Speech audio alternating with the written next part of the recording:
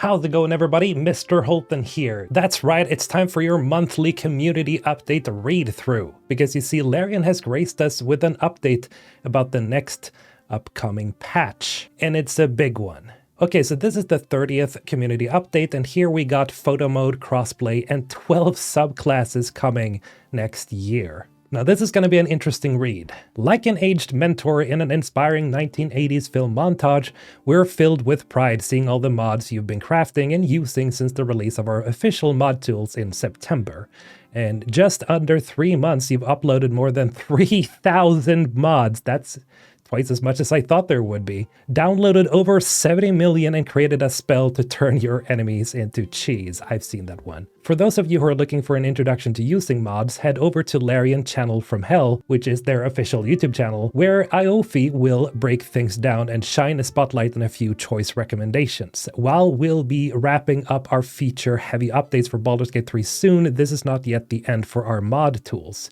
With the continued support of mod authors in the community testing out new features, we have big updates still to come, including adding even more functionality to let you tell your own stories. But before we bid Faerun adieu in search of stranger shores, we have one more major patch waiting around the corner. Arriving next year, this update will introduce some of the most eagerly awaited features to BG3, crossplay, and Photomode, along with 12 new subclasses, and we'll be taking a look at those. Alright, so crossplay, whether you're joining PS5 players from your PC or jumping into a game with Mac users from your Xbox, Baldur's Gate 3 multiplayer will soon feature full cross-platform progression, including crossplay, just as the gaming gods intended. Once the update is live, you'll be able to invite your friends to join your crossplay lobby directly, regardless of platform, and find available multiplayer lobbies with friends on other systems using the Larian network. And here we get an image of what that will look like. Here we have online, LAN, and crossplay. Cross-platform multiplayer or crossplay allows you to play with friends who own the game on other devices. You and your friends need a Larian account to use this feature. Please enable crossplay to access the crossplay lobbies. You can disable crossplay at any time in the gameplay options.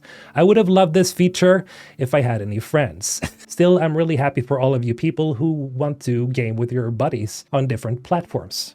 Okay, so subclasses, and this one is a surprise. I did not expect this. Patch 8 will introduce a new way to play your favorite class, adding one new subclass for each of the existing Bard, Barbarian, Cleric, Druid, Paladin, Fighter, Monk, Ranger, Rogue, Sorcerer, Warlock, and Wizard classes in the game. Expect new abilities, animations, VFX, summons and cantrips, and unique voice dialogue lines for the Oathbreaker Knight with written reactivity for Oathbreakers. Damn! Look at all those paladins getting really giddy right now. Along with a touch of homebrewing on certain actions to enhance your role-playing experience. Ah, love it.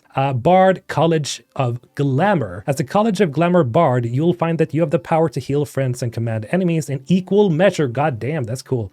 Cast Mantle of Inspiration to bestow your allies with 5 temporary hit points, and should an enemy attack while it is cast, they'll find themselves charmed. Play your hand correctly and you'll be able to use this to your advantage with Mantle of Majesty. Target charmed enemies and you can command them to flee, move closer, freeze, drop to the ground, or drop their weapon, just as, you know, just like the charm spell usually works. We also get a little image right here where we can see what that looks like. That looks badass as hell. Love it. Then we have the Barbarian Path of Giants. Opt for the Path of Giants and your newfound giant strength will make it easier for you to yeet your friends and foe alike. Forget chugging potions to pump those muscles. These barbarians benefit from the Giant's Rage passive that grants both strength and size, allowing you to deal additional damage with throw attacks. Pockets weighing you down, not for you, and your increased carry capacity. Oh, that's a huge boost. Cleric Death Domain. This one is something I kind of expected at some point, but I didn't really think that they would update the game at all with these official features. I thought that this was just something we could expect to be modding, but okay. As a Cleric of Death, you'll find a few dark new tricks up your sleeves, from spells that specialize in necrotic damage to 3 new necromancy cantrips. This includes Toll of the Dead, a cantrip that causes 1 to 8 damage when your cleric rings the bell of impending doom,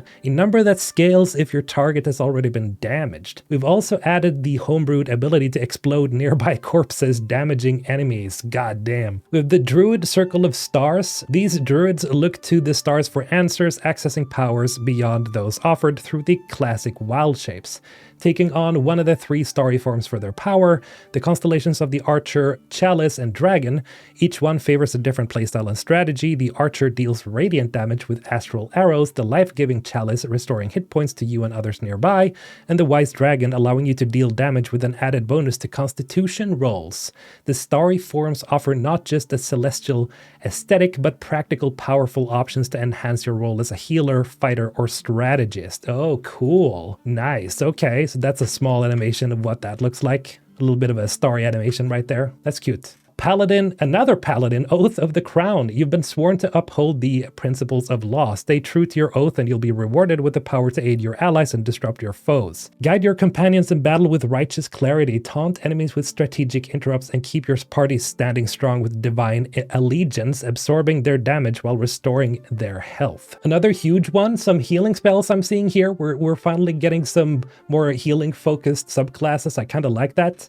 Fighter, Arcane Archer. Mastering the dual arts of magic and marksmanship, the Arcane Archer subclass offers unique skills on top of new shooting animations. Yes, okay. Banish foes to the Feywild, removing them from the battlefield for a turn, or unleash psychic damage that forces enemies to make a wisdom saving throw or be blinded until the start of their next turn. Also looks really fun. That's definitely a new animation. I haven't seen that one before. Or maybe that's just me being forgetful. Anyway, they did say that there's going to be new animation, so that's really cool. Monk, Drunken Master. Putting the brew in homebrew as the Drunken Master, you have the ability to consume alcohol straight from your inventory, as well as drink from bottles you see around the Sword Coast. In order to recover ki, by sharing the bottle with your enemies using Intoxicating Strike, you'll generate a buff towards your armor class and your chance to hit drunk targets. Drunk enemies are also susceptible to the Drunken Master's other abilities like Sobering Realization, which sobers up drunk targets,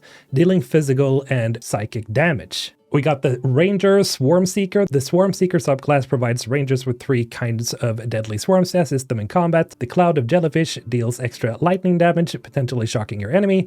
The Flare of Moths deals psychic damage, giving you the potential to blind your enemy.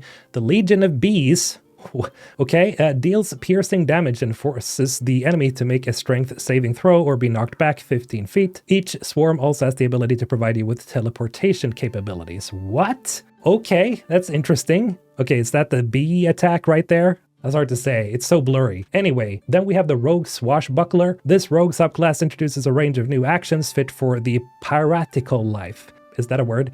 Play dirty by tossing sand at enemies to blind them, flicker weapon at a target to disarm them, or use your fancy footwork passive while meleeing your enemy to ensure they can't make opportunity attacks against you for the rest of your turn. Sorcerer Shadow Magic. As a Shadow Magic sorcerer, you deal in a form of magic that makes you the deadliest in darkness. This subclass gives its sorcerer superior dark vision as well as the ability to shadow walk between places of dim light or darkness. It also lets you call forth the perfectly homebrewed Hound of Ill Omen, goddamn that's badass, to harass your foes and use Strength of the Grave to prevent you from being downed, ideal for those attempting honor mode runs. That's like a dark version of Scratch, that's really cool. Okay, Warlock Hexblade. Hexblade Warlocks make a pact with an entity from the Shadowfell that manifests in the form of magical weapons. Curse your enemies and force their souls to do your bidding, slay any enemy that isn't generally an element of nature, construct giant blob or already dead, and you'll be able to raise their spirit from their corpse for 10 turns. This new summon can deal necrotic damage and will rip away a chunk of your enemy's soul to provide your Hexblade Warlock with healing. Oh, some nice self-healing. Okay, cool, I like it. I like a lot of stuff in this patch. I keep repeating that. Wizard Blade Singing. The Blade Singing subclass merges swordplay with wizardry. Expect new spellcasting animations. Nice, more animations. When casting spells with your weapon. A new Blade Song ability to grant you supernatural speed, agility, and focus, plus gives you a bonus to any Constitution saving throw you make. Cool. Photo mode. There we go. So we're done with the subclasses. This one is a pretty big one for some people. Finally, you can stop using pictures of fish you've caught on your dating profile and start snapping photos with your Hound of Ill Omen. Photo mode is coming to Baldur's Gate 3 in patch 8. There we go. Baldur's Gate 3's photo mode is a little like a photo booth that lets you set up pretty much any shot you'd like. This new feature introduces a whole slew of options to let you customize and edit your in-game photography with various levels of freedom depending on whether you're using it while while adventuring or during combat, dialogue, and cinematic scenes. Wow, okay, so you can use it during dialogue scenes? That's really cool. Camera settings, toggleable from the HUD located near the minimap or by using the hotkey binding F9 on PC, and by pressing both analog sticks at the same time on console, you'll get to choose which character you want to take center stage, determine their best side, and adjust the camera position to suit. As long as they're in your party while you're adventuring, you'll be able to line up your scene perfectly, including summons and those in a wild shape. For all you budding virtual photographers, you can also turn on the camera reticle and composition grid to make sure you're lining up the perfect shot. Lens settings determine the angle and sorted the positioning. You'll be able to jump over to the lens settings where you can play around with the field of view, exposure,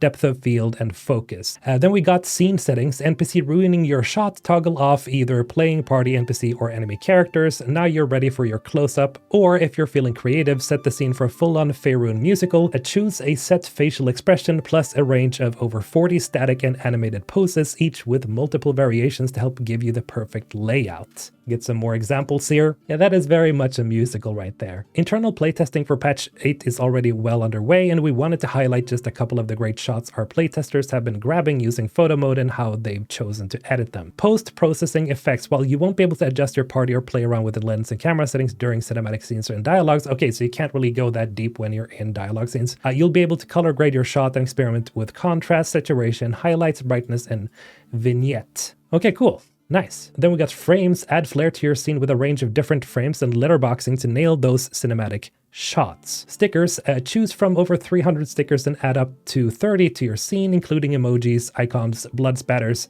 textures, objects, and items, and of course, cat ears. What? Oh, so like that crown right there, that's a sticker. Just like that little owl hat over there too. Okay, that's hilariously adorable. Jesus. Okay. What's going on over here? Why does a Lae'zel look like a dog? In your hand soon, you'll be able to take roleplay to the next level with a unique combination of poses, stickers, and frames. We can't wait to see what absolute nightmare fuel you come up with. And then we got patch 8 stress test. With your feedback and support, our last patch brought some big changes to the game with just 2 bug fixing hotfixes post-release. That's a win in our books, and we're looking to do the same for patch 8. So let's talk stress testing. Actually, they're saying here that they'll be updating us on the community update 31 when the stress test is about to begin, so you can possibly apply and take part. And of course, you know, Larian won Best Community Support nomination for Game Awards 2024, which is huge, and here they essentially just thank everybody for the voting and for being one of the best communities in gaming.